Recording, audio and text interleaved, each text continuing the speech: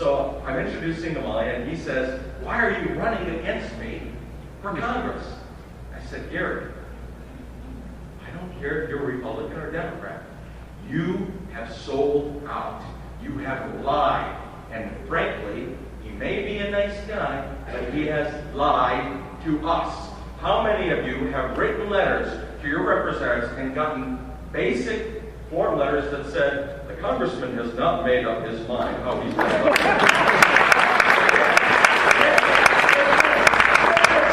When you looked at Fox News or MSNBC, it doesn't matter the spectrum of news.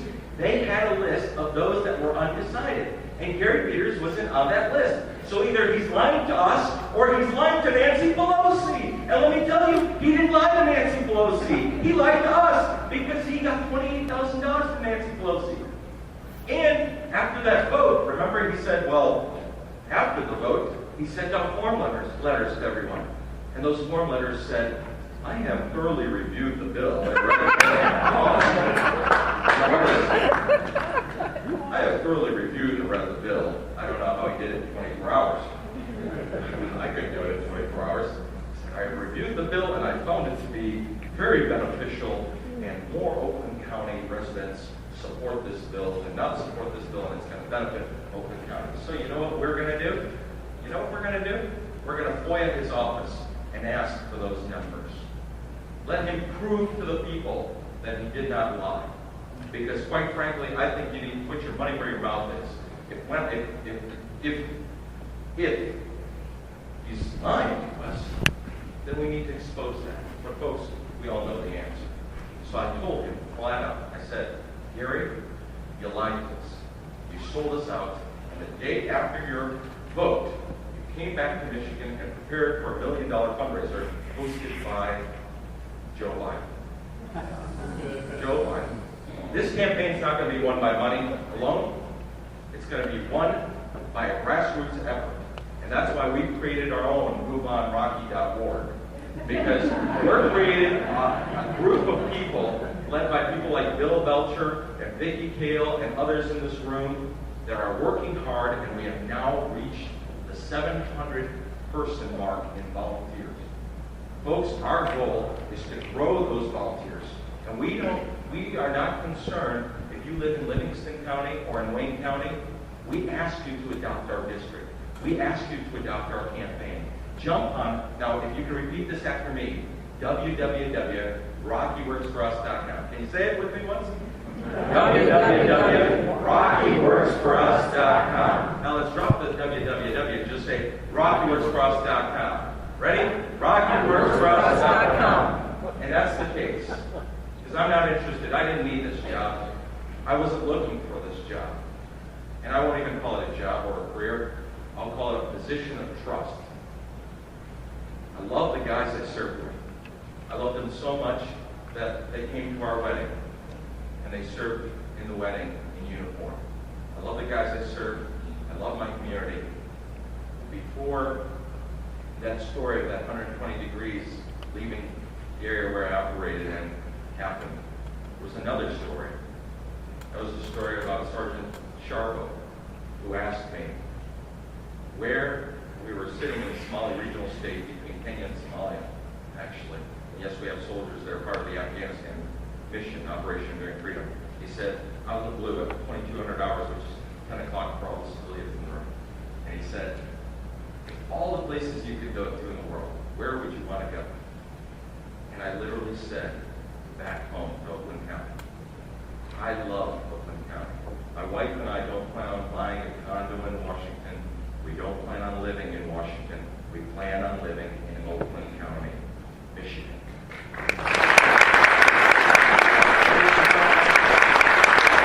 hope to earn your trust and your support. My number one priority is the national debt. I don't know how this administration, how Gary Peters feels that eliminating Don't Ask, Don't Tell, allowing gays in the military openly serving, and working on healthcare reform and cap and tax and all these are going to help the economy. I always thought they said the economy is their number one priority. Their economy is number one priority. I believe, like the t-shirts say in this room, we need more patriots and less politicians. And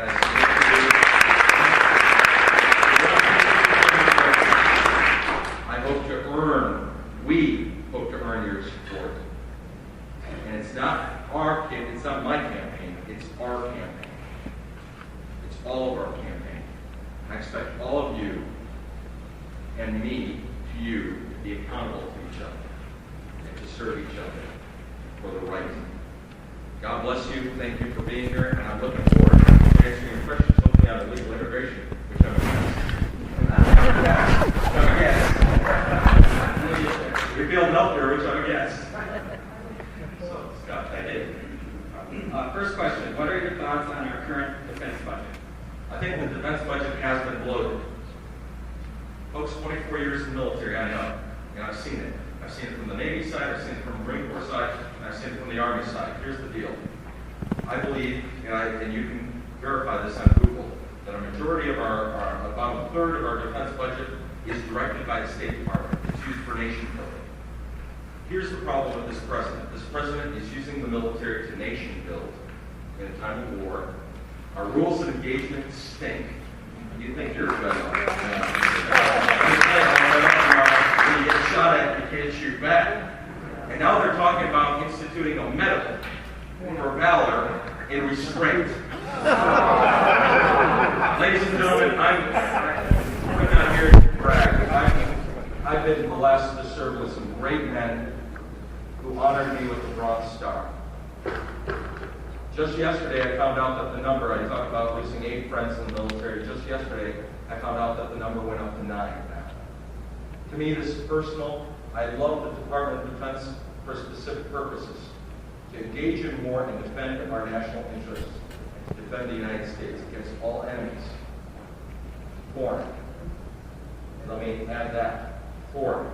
Domestic, we have a different purpose in the Constitution. We take an oath to defend the Constitution against all enemies foreign and domestic. But our Department of Defense budget has about a third of it, which is used for nation building.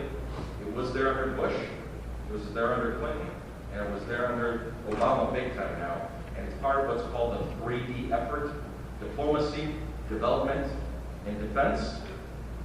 The development is USAID. I would eliminate all USAID funding right off the bat. USAID should never exist. I would eliminate all nation building with the military. The military should be used for breaking things and killing people. I'm sorry.